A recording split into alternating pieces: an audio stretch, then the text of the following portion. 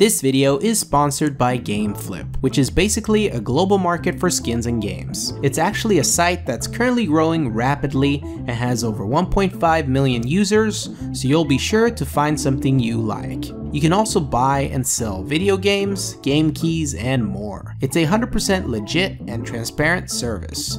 Check the video description to get a promo code and a link to save $1 when you sign up.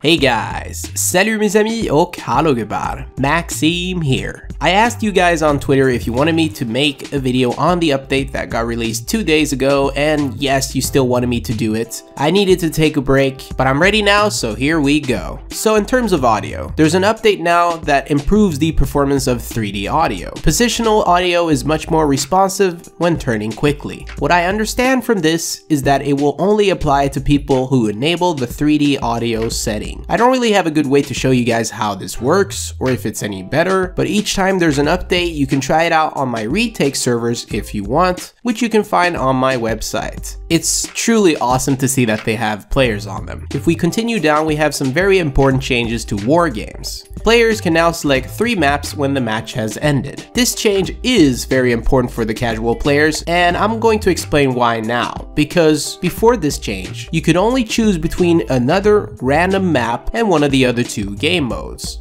They probably had it that way to get people to play other game modes, but I'm glad they changed it. I don't think it was that successful, to be honest. They also added commands to easier control and manage the match voting settings for community servers. There's also a bunch of changes and fixes made to the game that are not really that interesting to bring up in detail, but it's always nice to know that they're fixing things that you didn't even know needed to be fixed. The trust factor algorithm has been updated based on data and feedback, and they're still looking for you guys to send them an email to help them improve the trust factor experience. Best way to help Valve get rid of cheaters in your game is by helping them, so make sure you do it when you have an opportunity. I also want to point out something that I think most people still don't understand or get wrong. Even if you have Prime enabled or disabled, you will always use the trust factor. If, however, you have Prime enabled, you will increase your trust value, which is good for you because you will most likely end up with less cheaters and less toxic players. So far, my experience with matchmaking